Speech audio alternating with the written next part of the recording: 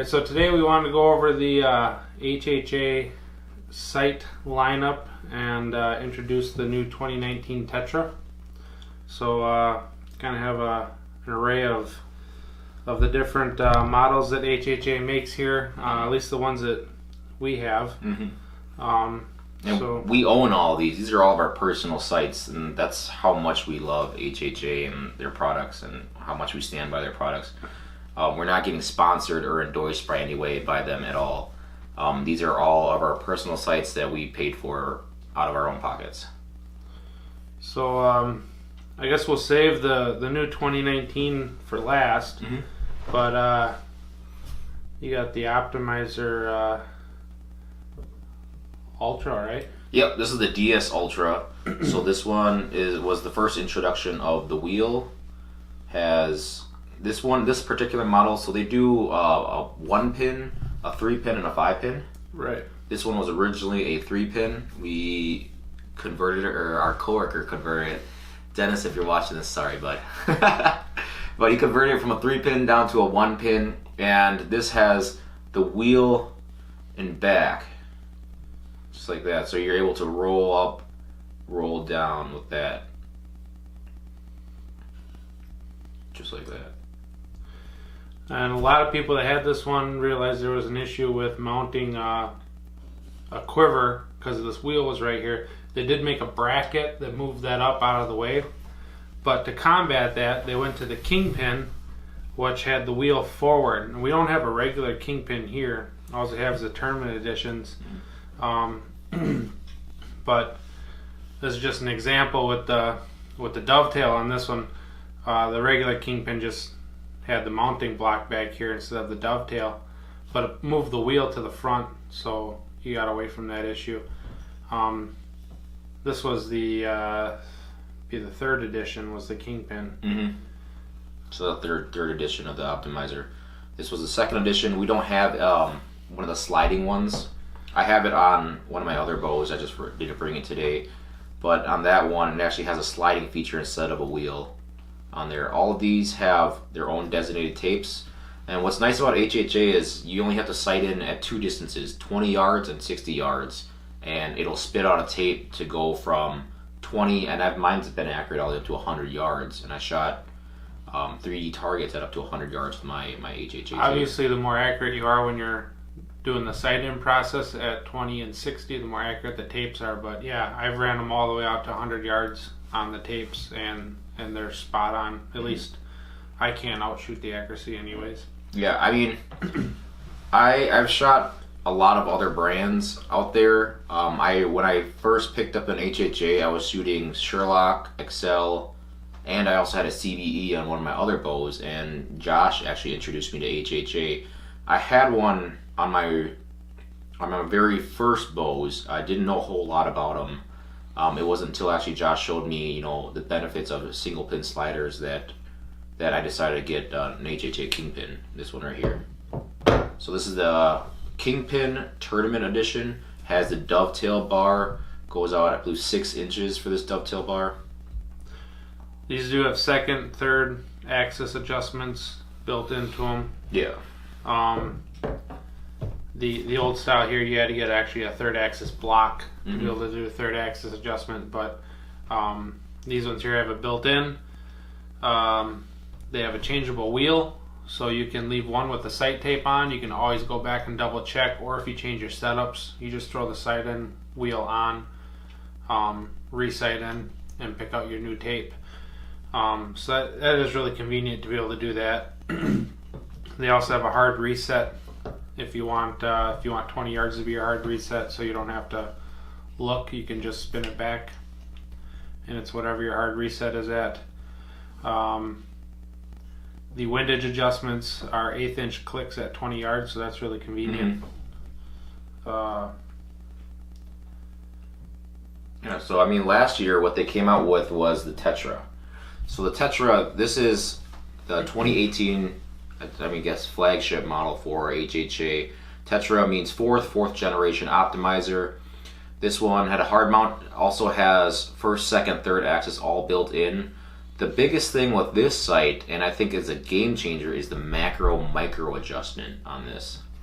So you just unlock that bolt there, you have macro, and then you can lock that back down, and then you also have micro adjustment. So I think that's a game changer for these sights. Also the infinite adjustment on the height of the housing on the front of the sight block there. So you have infinite elevation. With the Kingpin originally it's 2 screws. These 2 screws right there, you would use the preset holes and then just mount your screws accordingly. With this elevation, what it allows you to do is actually allows you to shoot your 20 yard at the highest that the wheel will go up to. You set your elevation to there. That way, when you do shoot, you get those max yardages, those 90, 100 yards if your bow allows it. So that's actually really nice. So then new for 2019, it's still the Tetra, but they added the Dovetail. So that's this one right here. The front is the exact same, but now you got the option of a Dovetail. It's 6 inches again, I do believe.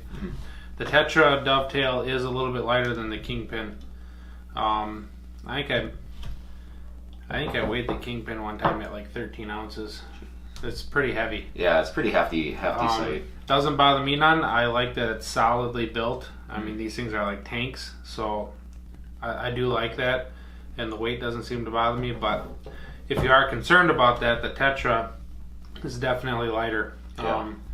I'd say I haven't weighed it yet, but it probably comes in under 10 ounces. The mounting block's also a lot smaller this year too. Yes. So if you want to take the mounting block off of that one.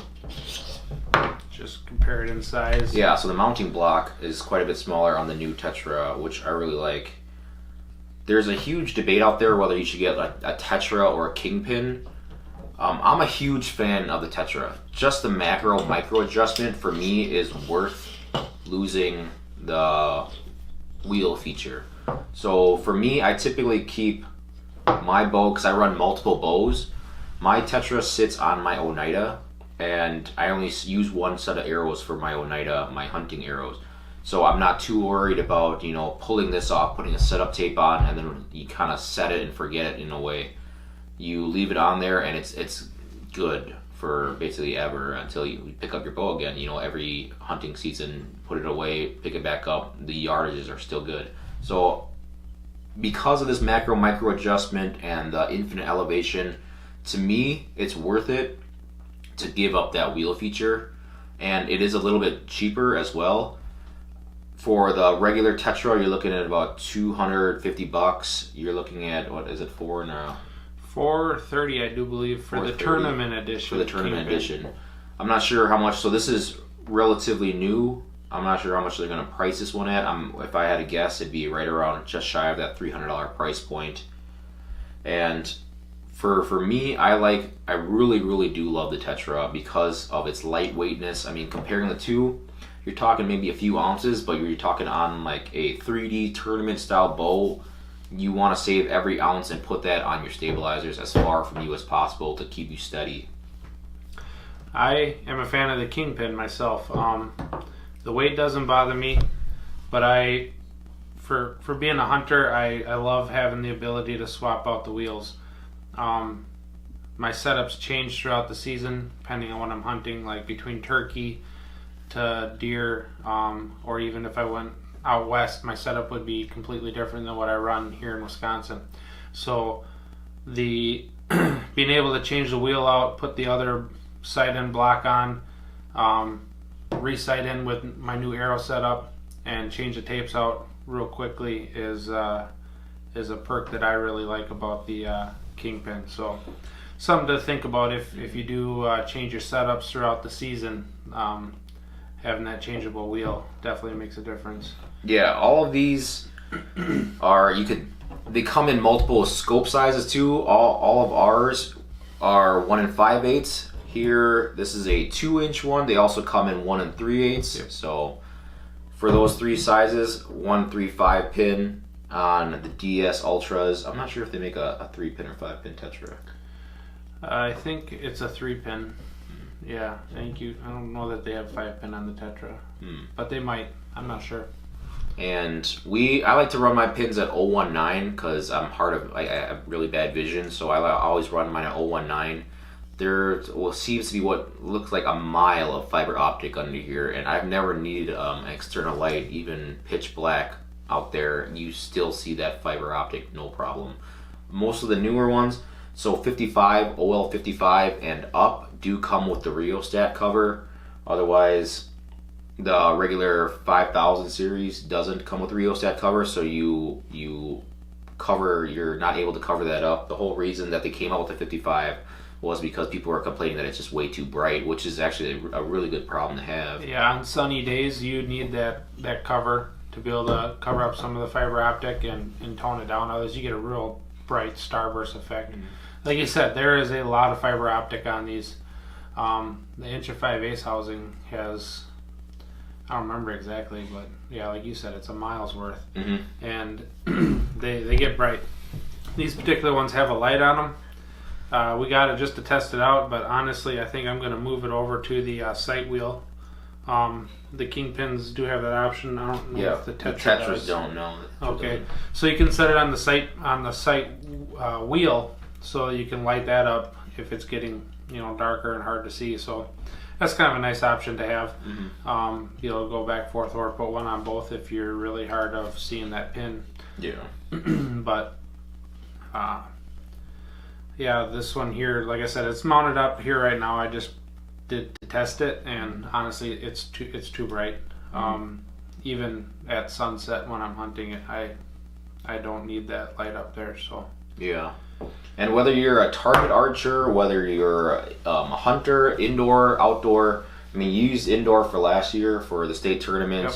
We used it exclusively for our whole 3D season. The reason that I actually went to this was because I had an Excel that you had to micro adjust. Although it had quick sliders, it was just not as convenient as gauging. Josh would tell me it's 55 yards away. You just roll it to 55, lock it up, take your shot, walk on to the next target.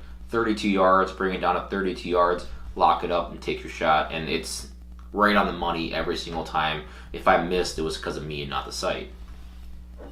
Yeah. So that's the lineup.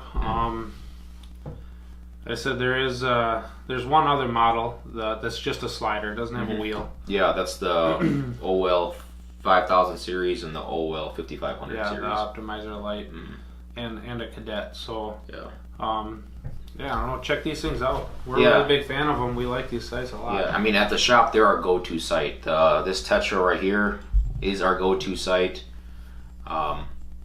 Every single bow that we've sold, doesn't matter if it's entry level or if it's a flagship model, we have not seen anybody come back with complaints about the Tetra. This is for the price point. I mean, you're basically you can't really beat it at all for what it is. Single pin sliders are where it's at.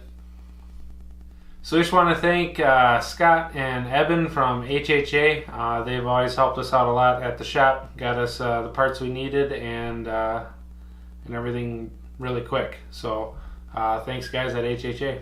Yeah, if you need anything from them, hit up Scott or Eben. They're more than happy to help you out, or give us a shout out there at the shop. We're more than happy to help you out as well. See you next time. Thanks. Is it recording? Yep. Is that? Are we holding them? I don't know. Like a fish?